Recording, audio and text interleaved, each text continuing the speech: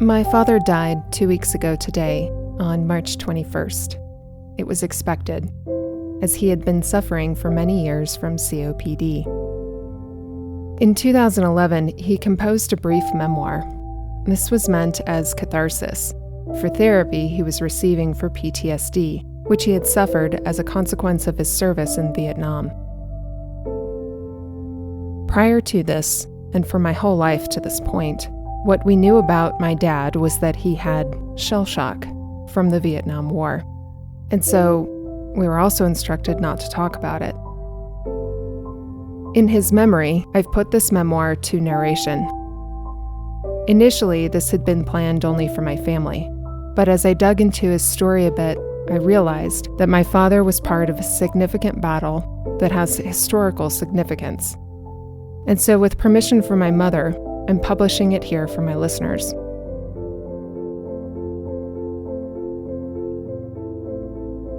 I've snagged a description from Wikipedia about the battle and its context. It reads, "The first Battle of Loc Ninh was a battle during the Vietnam War that occurred between October 29th and November 7th, 1967.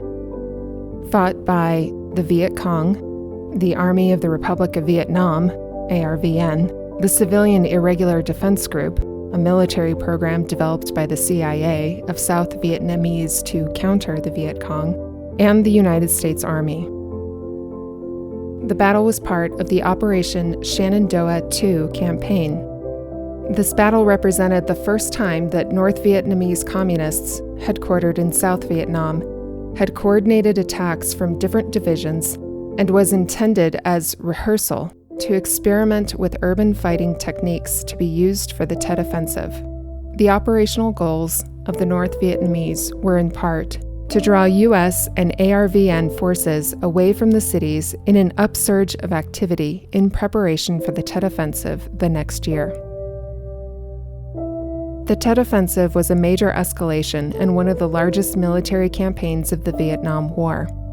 It was launched on January 3, 1968, by forces of the Viet Cong, VC, and North Vietnamese against the forces of the South Vietnamese Army of the Republic of Vietnam and the United States Armed Forces and their allies.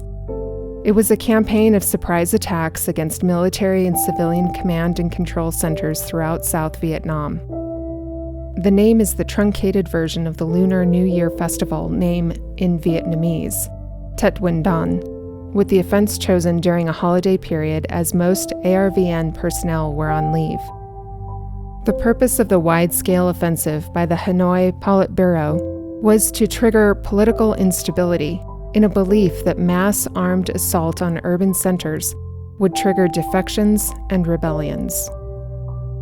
The first Battle of Loc Ninh, instigated by the North Vietnamese against the South Vietnamese in the United States, resulted in what was considered an American and South Vietnamese victory. This is my father's recollection of that story.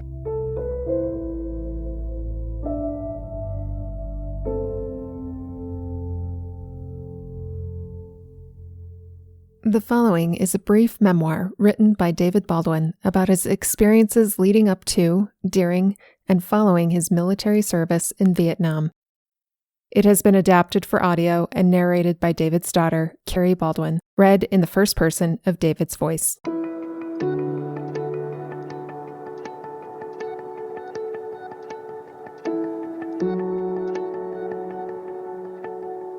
DB Squared, Memoir. June 1964. I graduated from Livermore High School.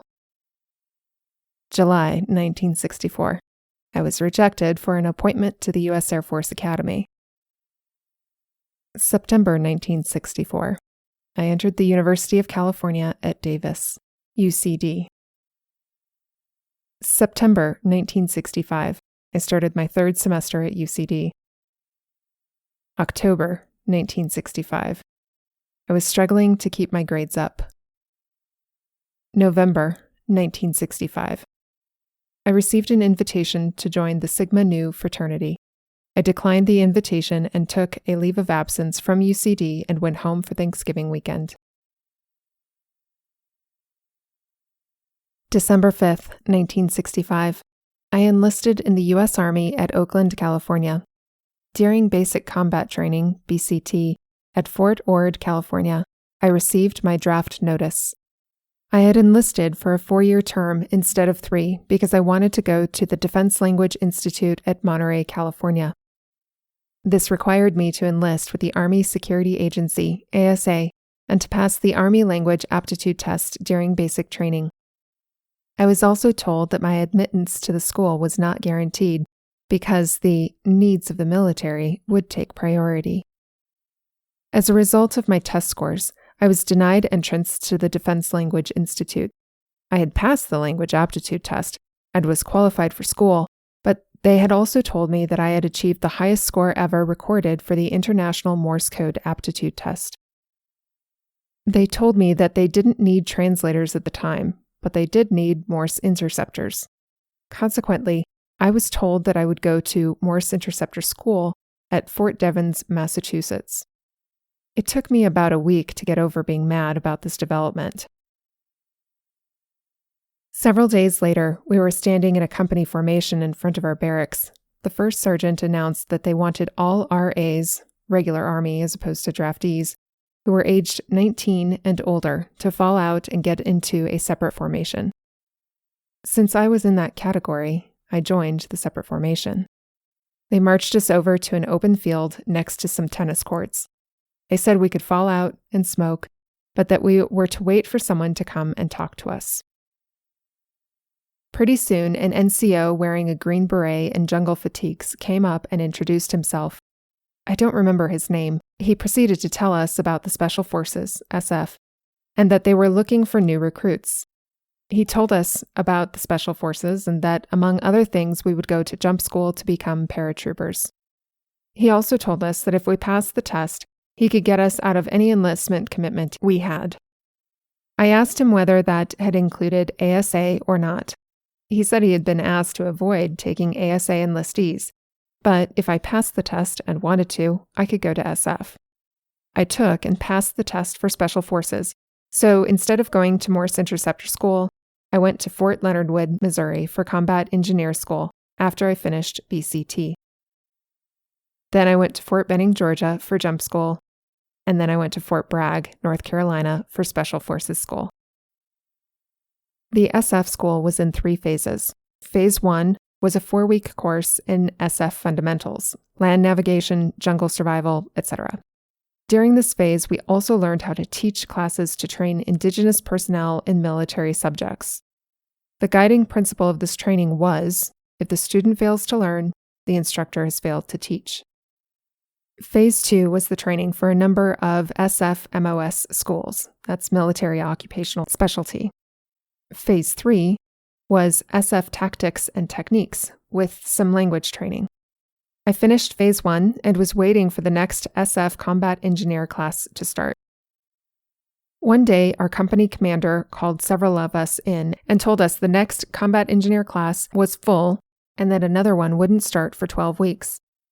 He told us that if we wanted to wait for the next class, we would be in out-of-training status for that length of time.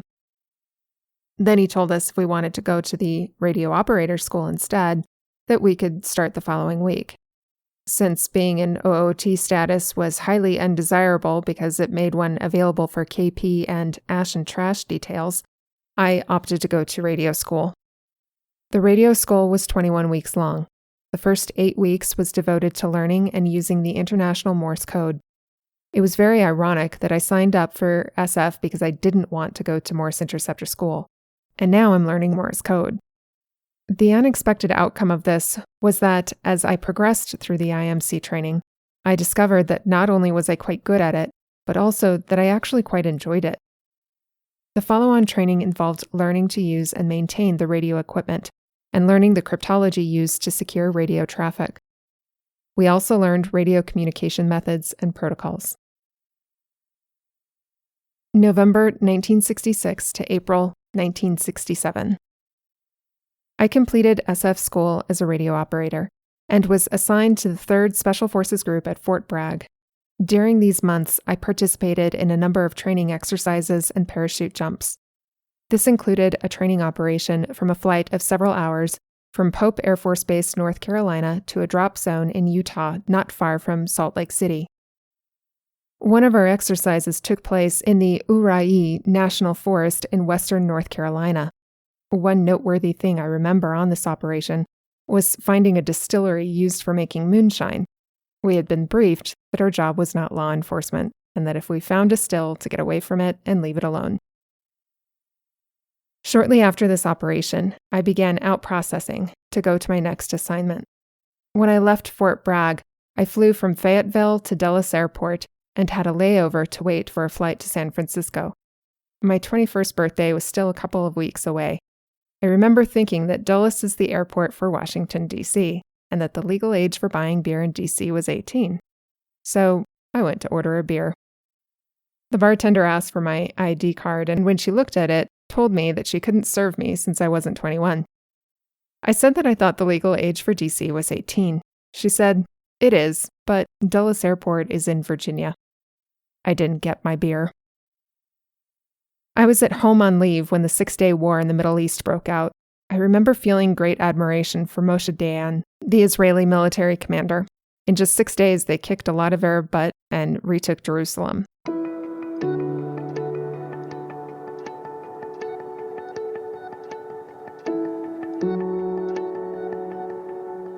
June 1967. I was assigned to the 5th Special Forces Group in Vietnam. I went to A Company, Detachment B-33, at Han Quan in 3 Corps near An Loc, north of Saigon. I worked as a radio operator in the Commo Center while there.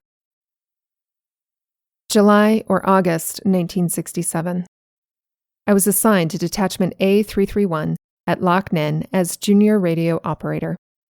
I went on a few S&D, search and destroy, patrols, and received training on 60mm and 82mm mortars. This consisted of learning how to operate the mortars and how to fire on the defensive concentrations.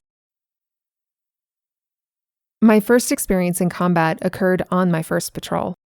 Our team leader, Captain Baruman, made it a practice to take the new guys out on their cherry patrol. I had packed a change of clothes since we were going to be out for 5 days. I had packed enough food for 2 meals a day. I also had my weapon, several magazines of ammo, and a couple of grenades. We all carried a hammock to sleep on because sleeping on the ground was a good way to become infested with leeches. By the 3rd day, everything I had was soaking wet from monsoon rain, and I was downright miserable. It didn't take me long to observe that Captain Baruman only had the clothes that he was wearing, and that he had a lot more ammo than I did. He explained to me that if I just went to sleep in my wet clothes, that they would dry overnight from my body heat. I think I probably slept for only about 2 hours each night. On our 4th night, we were attacked by a number of Viet Cong, VC. I rolled out my hammock and took cover by a rubber tree. The incoming fire was all from small arms. I could hear a very distinct popping sound from their weapons. The sound of gunfire is very different when it is aimed at you. Their tracers would float in the air and then disappear as they went by. Their fire was coming in high, which indicated that they didn't know precisely where we were. I don't remember feeling any fear at the time, and when I returned fire, Captain Baruman told me to move quickly to another position because they had my location marked by my muzzle flash. As I moved, I could hear the impact of bullets into the rubber tree I had just left. The firefight lasted about 10 minutes, and they stopped shooting at us and then moved away. We didn't sleep anymore that night, but instead we moved to another location about 2 clicks away, since the VC knew where we were. I had several rations left over when we returned to camp the next day. From then on, I carried no extra clothing and enough rations for 1 meal a day, and a lot more ammo. Captain Baruman made me do all the land navigation while he looked over my shoulder to correct any mistakes I made. October 31st to November 10th, 1967. I was engaged in the Battle of Loc Ninh.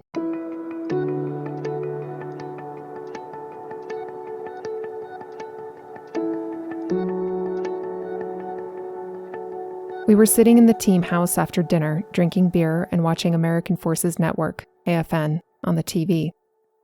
I was ready to go to bed when we began to hear the explosions and felt the concussion of incoming mortar and rocket fire. Everyone rushed out of the team house. I first made my way to the ASA bunker to warn the ASA team. I stopped to throw up from being scared spitless. I alerted the ASA team and made my way to the Camo bunker. It was there less than a minute when Sergeant Ken Bonifant came into the bunker, naked and soaking wet, holding his head. He had been in the shower when the attack started. He was running through the team house when a round hit the team house, causing his head injury. Captain Baruman, our team commander, Master Sergeant Ramsey, our team sergeant, Sergeant First Class Thompson, our senior radio operator, Sergeant Ken Bonifant, the junior radio operator, I was his replacement since he was due to rotate home in a few days, and I were assembled in the Camo bunker. Since I was the third radio operator present, Master Sergeant Ramsey told me to go to the mortar pit and start returning fire, which I did. Sergeant First Class Hernandez, our senior weapons NCO, was working the 82mm mortar positions. One of his crew was launching parachute flares and the other were firing the pre-planned defensive concentrations.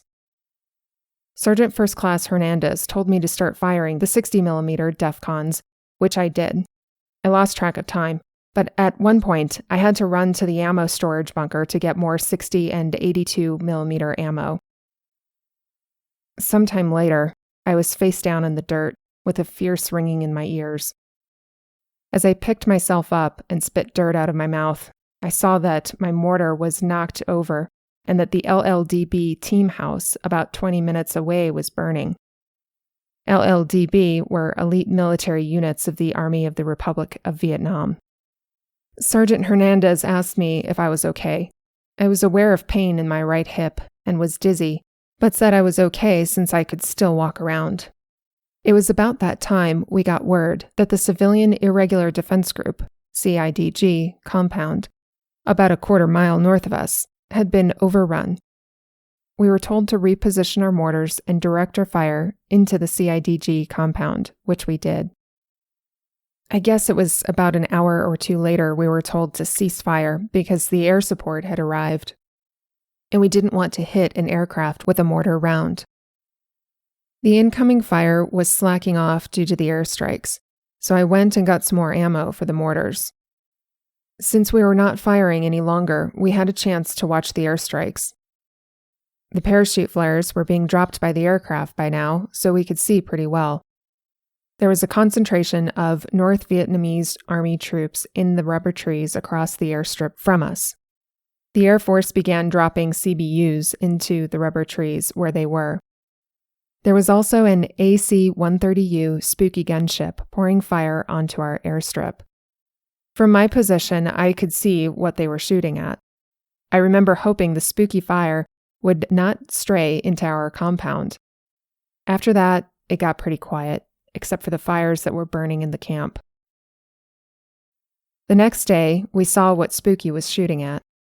There were hundreds of North Vietnamese Army bodies on our airstrip and in our outer wire.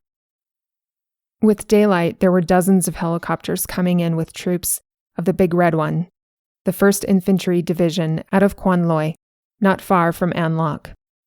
They brought in several 155mm guns with ammo, several hundred troops with armored vehicles, and a few tanks. About mid-morning, we mounted an operation to retake the CIDG compound. As we moved into the compound, we discovered that the North Vietnamese troops were gone. We found lots of dead CIDG troops, and someone found the body of Airman Louis Arnold. He was an Air Force medic who had been assigned to provide medical care to the CIDG troops and their families. I had heard that he was a Baptist minister before he had joined the Air Force. Since Sergeant Ken Bonifant was not seriously injured and was due to rotate back home to New Hampshire, Captain Baruman and Master Sergeant Ramsey were anxious to get him out of harm's way. He said he wanted to stay and help us, but we told him that he had done his time and he should be with his family for Christmas. We heard later he had arrived at Logan Airport in Boston during a snowstorm and that all he had was a short-sleeved summer khaki uniform. We were all glad that he had made it home. My mom later wrote that he had called her to let her know that I was okay. The North Vietnamese must have wanted our camp very badly, because they kept attacking our camp night after night for about another week. More incoming mortar and rocket fire, more attacks into our wire barricades. We used our pre-placed claymores and fougas, homemade napalm. The remainder of this time is a blur to me now, but I remember having to step over or around a growing pile of body bags, which were being placed near the entrance to the Camo bunker until they could be flown out. I remember being enraged that the rules of engagement prohibited artillery fire into the rubber trees unless it was to support troops in contact. One of our patrols had called for artillery fire on a concentration of North Vietnamese troops, but couldn't get it because they weren't in an active firefight at the time. I remember the stink of dead bodies as they were cleared off the airstrip so that airplanes could come and go. I remember feeling completely exhausted from lack of sleep. November to December 1967. I continued to work as a radio operator at Loc Ninh and went on more S&D patrols. During Christmas, we received a visit from a few Red Cross volunteers, donut dollies, who brought generic greetings from home. A CBS News crew also visited to do a story about us. I'm fuzzy on the time sequence of these operations, but they all occurred after the assault on our camp while I was still at Loc Ninh. At one point, we received a radio call from one of our S&D patrols that their .30 caliber machine gun had been damaged in a firefight, and they requested a replacement. They were in a village about 4 clicks away from our camp, near the town of Loc Ninh. Sergeant First Class Baines, Sergeant McRae, and I were detailed to take a replacement weapon to them. We borrowed the captain's Jeep to make the trip because it was faster than a 3/4-ton truck. I was driving. As we approached the village where our patrol was waiting, I noticed a Vietnamese woman walking along the road. She was wearing one of those conical-shaped sun hats that are so common in Vietnam. I slowed down to pass by her and moved on, and didn't think any more about it. We linked up with the patrol and exchanged the weapon that we took to them. On the return trip, I had driven about a click when I observed a conical hat on the road ahead of us. This didn't look right, so I slowed down. As we approached the hat, it exploded, and we started receiving incoming small arms fire. Instinctively, I downshifted and accelerated, hoping to run through the ambush. I could see tracers passing in front of me and could hear rounds hitting the Jeep. I was aware that Sergeant First Class Baines was returning fire, and I assumed that Sergeant McRae was firing as well. A few seconds later, Sergeant First Class Baines hollered, "They got Mac!" I stopped the Jeep and we rolled out onto the ground. As I looked around for a target to shoot, I observed Sergeant First Class Baines returning fire, and I saw Sergeant McRae about 10 meters behind us also returning fire.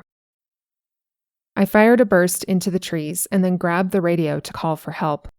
A few minutes later, the patrol that we had visited came running and moved in pursuit of the VC. I'm guessing the whole event was over in about 15 minutes, but it felt more like an hour.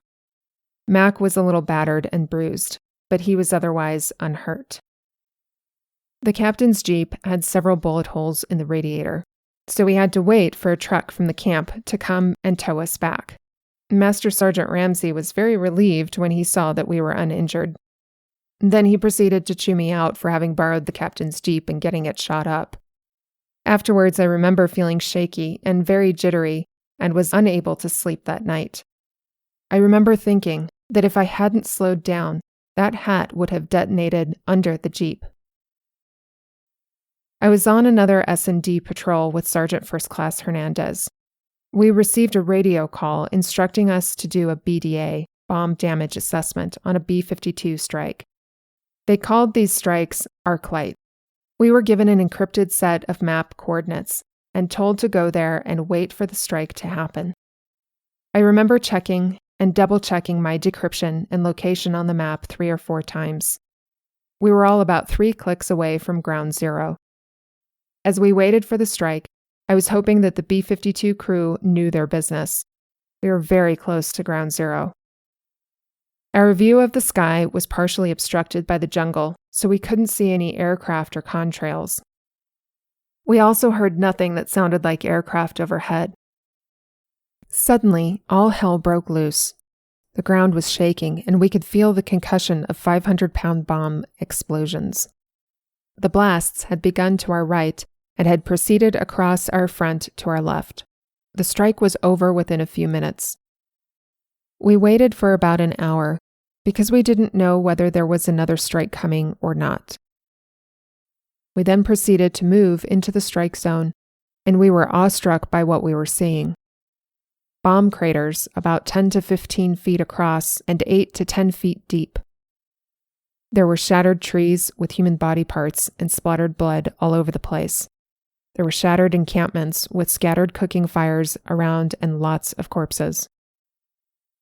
We found one individual who was still alive. He was completely incoherent and was bleeding from his ears and nose.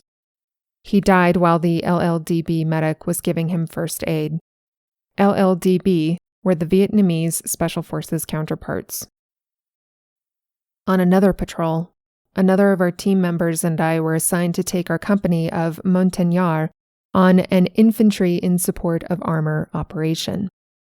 We were assigned to move in support of a column of M60 tanks from the 1st Armored Cavalry Division with the mission of clearing a specified area near Loc Ninh of enemy troops. I remember the 1st Cavalry commander, as he was briefing us on that day's part of operation, looking at me and asking if our rinkadinks would fight. I looked at him in the eye and told him that our rinkadinks were Montagnards and that they would indeed fight. The next day, I was being lazy and was riding on a tank. As we moved along, one of the Montagnards, Yard for short, motioned to me to get off the truck and walk around with the troops. I pointed to the radio and held up the handset, indicating that I wanted to stay near the radio. He nodded and moved along. In the next few minutes, it dawned on me that I was a perfect target riding on the tank. I grabbed the radio and jumped off the tank. The guy who had motioned to me to get down turned around and gave me a thumbs-up gesture. Later that day, I was moving on the left flank of the column about 1/3 of the way back from the point. Suddenly, there was a loud explosion, followed by a lot of small arms fire. I handed the radio to a Yard, motioned him to follow me forward. As I arrived at the front of the column, I saw that the Yards were moving into the bushes ahead of us and firing as they went. The column had halted to give the Yards time to clear the area. It was then I saw that a number of the 1st Cavalry guys were screaming and cursing. One of their tank crew members had taken an RPG round to the chest. All that was left of him were his legs, and blood splattered all over the front of his tank. We heard some additional small arms fire from our front. About 15 to 20 minutes later, we heard voices hollering at us from our front. I recognized the language as Yard and hollered for the 1st Cavalry guys to hold their fire. One of the Yards showed himself and was waving both arms over his head. I hollered, "Don't shoot my Yards!" and motioned for them to come in. As they came in, 2 of them had been wounded and were being assisted by their buddies. They also dragged in 3 Viet Cong bodies and an empty RPG launcher. One of them pointed to the dead VC and the RPG launcher, and then he pointed to the bloody lead tank. We all then understood that they had killed the VC who had fired on the tank.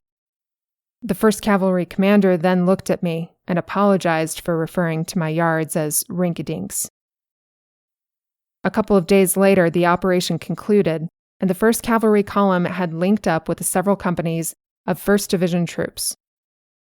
General Abrams flew in from Saigon to receive a briefing on the operation. I didn't hear the briefing because I was staying with our Yard company. I had observed that the American GIs were nervous about a company of armed local troops being so close by. General Abrams came over and complimented me of the performance of our troops.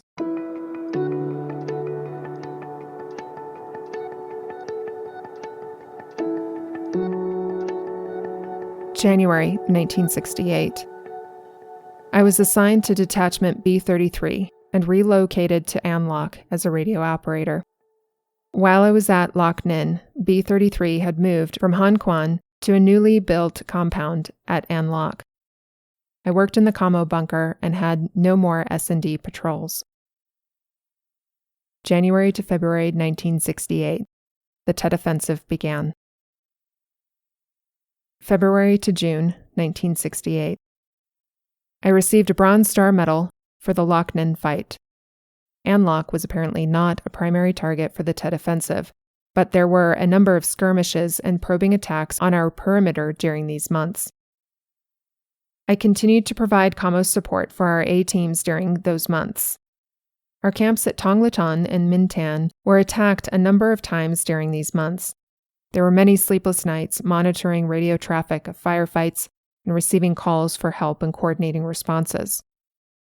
I was using a fair amount of amphetamines to stay awake and then not being able to sleep during the slack times. As my DROS, date returned from overseas, was approaching, I dared to start thinking about the future. Throughout the previous months, I had given up believing that I had a future. Since I had 18 months left on my enlistment, I got to thinking that if I got an assignment at an ROTC unit on a university campus, I could take some college courses on the side to continue my education. So I applied for a civilian component assignment when I returned to the States. I waited several weeks to hear the response to my application. During the second week of June 1968, I rotated from B-33 back to the A Company headquarters in Bien Hoa. As part of my out-processing from the 5th Special Forces Group, I received my orders for my next assignment. I was to receive 30 days of leave at home. After that, I was to report to the 10th Special Forces Group at, guess where? Fort Devens, Massachusetts. And that's right, the very place I didn't want to go 2.5 years ago. The 10th Special Forces Group had been based at Bad Tölz, Germany, for many years and was in the process of being redeployed back to the United States. I would have liked an assignment in Germany, but no, I had to go to Fort Devens. June 1968. I arrived at my new assignment, the 10th Special Forces Group at Fort Devens, Massachusetts, in July of that year. I received the Army Commendation Medal for my Vietnam service. July to December 1968. I participated in a number of training exercises and parachute jumps. I also received my last promotion to Staff Sergeant. Sometime in August or September, I had a confrontation with a couple of anti-war protesters who had gotten on base and were passing out literature in front of the Fort Devens PX. They wanted people to donate blood, which would be sent to Hanoi. I thought that what they were doing amounted to treason. I became enraged. I was so furious that I wasn't thinking clearly and was moving to do them harm when the MPs arrived and compelled me to back off, which I did. As the MPs were driving them away, one of them gestured at me his middle finger and yelled, "Baby killer!" It soon became clear to me that one ought not be in uniform while off base.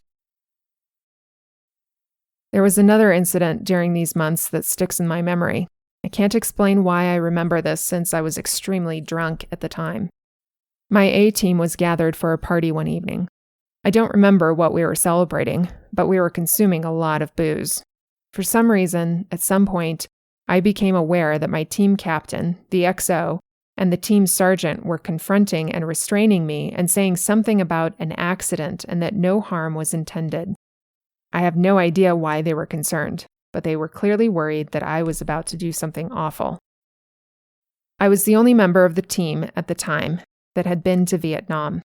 The others had rotated back from Germany or were recently graduated from SF school.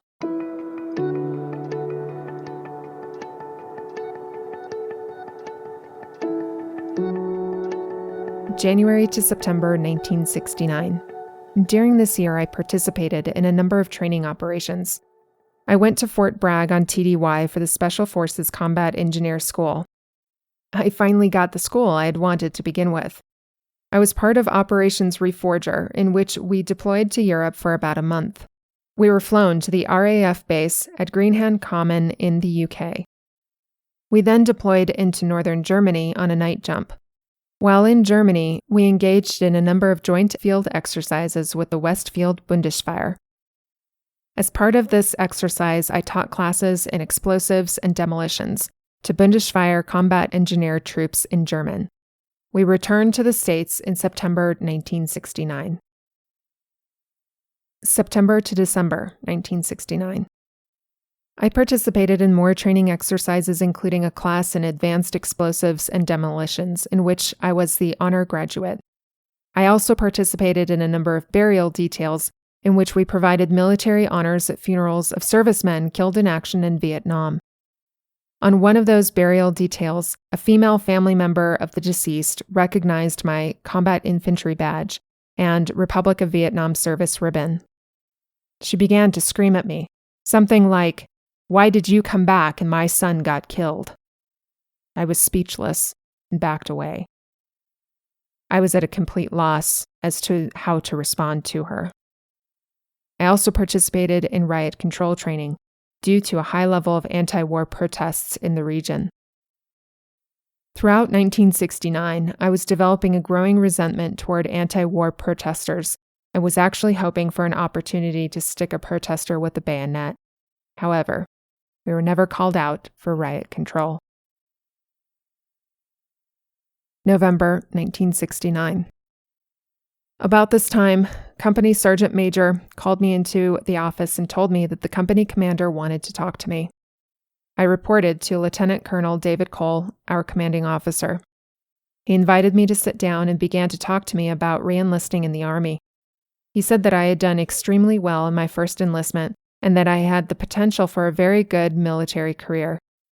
He told me that my advancement in rank from private to staff sergeant in around 37 months was rather phenomenal. I sat quietly and listened to him, and when he finished, I stayed quiet for about another minute or so. I told him that I was interested in getting more education.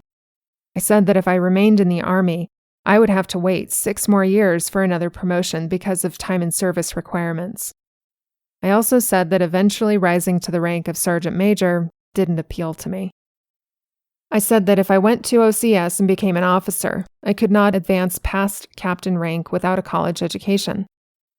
I asked him if he could get me an appointment to West Point, and he said that he couldn't do that.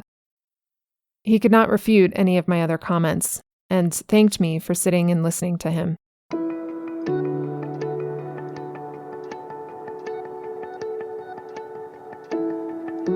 December 5th, 1969.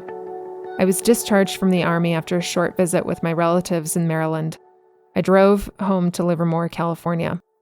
During my time working as a radio operator, I had developed an interest in electronics. I had heard about a school called DeVry Institute of Technology. I applied and was accepted for admission. January 1970. I left Livermore for the last time and went to Phoenix, Arizona to attend school at DeVry. I took a job at Thrift Builders Supply to have some income since the GI Bill at the time only paid for my tuition. I needed money for books and living expenses. August 1970. My dad retired from Sandia Corporation in Livermore, and he and my mom moved to Sun City, Arizona. They allowed me to live with them while I attended school. May or June 1971. I don't recall the exact date, but around this time my mom was encouraging me to get out of the house occasionally and do some outdoor activity. So when I wasn't at school or at work, I started to go to the swimming pool to get some exercise and just be away from the house occasionally. One day at the pool, I met Nina Lyons. I got to where I would go to the pool as often as I could, hoping that Nina would be there. June 24th, 1972. I was almost finished with school when Nina and I got married. September 1972. I interviewed a recruiter from Sandia Corporation in Albuquerque, New Mexico. I graduated 3rd or 4th in my class from DeVry. I received and accepted a job offer from Sandia. November 1972. Nina and I arrived in Albuquerque, and I began my career at Sandia. I found out after I started working that I was the last one hired prior to a hiring freeze. December 1972 to August 1974. Nina and I settled into an apartment on Tramway Road, and I got into the routine of going to work every day. Over a period of several months, Nina and I were looking for ideas to decorate our home, and we started visiting model homes, thinking they would be a good source of ideas. One thing led to another, and in February of 1974, we moved into the house that would prove to be our home for the next 30 years.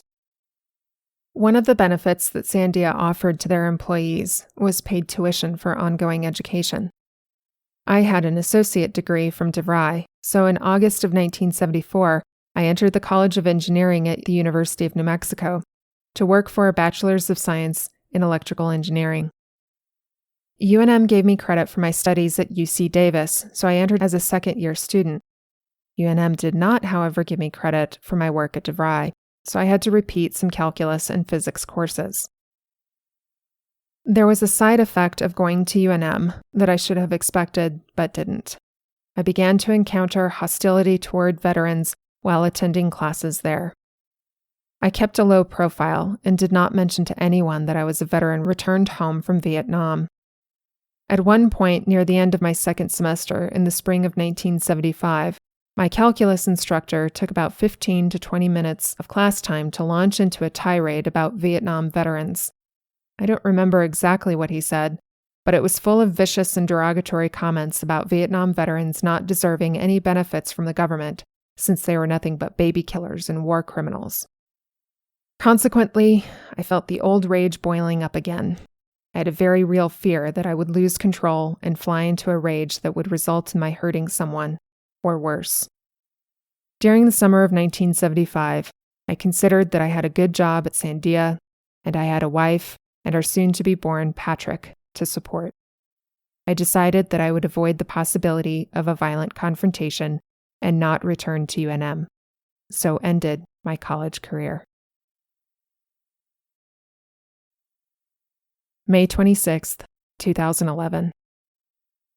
I'm stuck at the moment. I'm waiting for God to give me some discernment, understanding, wisdom. Is there something that I believe that is not to God's liking? If I assume that there is some divine purpose for the course of my life developing as it did, what is it? I have long ago given up asking God why. It is clear that God preserved me through my Vietnam experience. I can only assume that my survival is attributable to divine providence. Or was it just poor marksmanship on the part of those who were shooting at me? God must have spoiled their aim. Postscript by Kerry Baldwin. The anti-Vietnam War movement in the United States was not comprised of non-interventionist libertarians who opposed war on principle. They were American Marxists who wanted communism to survive and spread into the United States. Peaceful anti-war veterans, such as myself, began cropping up on the principle of non-interventionism, not pro-communism sentiment. It was the realization that war hasn't solved any problems the U.S. military was purporting to fight, and even enabling bad actors in the upper echelons of the U.S. federal government, who exploited the sense of self-sacrificial patriotism to preserve liberty and justice for all by lying about and misusing the U.S. military for nefarious ends. Not only has war not solved the world's problems, it has resulted in war-torn families at home and countless lives lost who never asked for a fight. My dad wasn't diagnosed with PTSD until after I was an adult and having served in the U.S. Air Force myself. What we knew growing up is that he had shell shock and couldn't really talk about his experience. While he kept his temper comparatively well, it was clear to me that my dad had strong emotions boiling below the surface. What I remember of my dad was that after receiving therapy for PTSD, his boiling temper simmered. He was able to talk more about his experience. And what I knew of him late in life was that he was quite loving and gentle. Surveying his life, reading his story and remembering my many moments with him, I can say beyond a shadow of a doubt that what drove him was, first, his faith in God, second, his duty to his family, and third, a genuine desire for liberty and justice for all. He served his family the best way he could up until his death, and while none of us kids had ever intended to be in a position of needing him into our adulthood, my dad would always say, "I'm just glad God has me in a position to do it."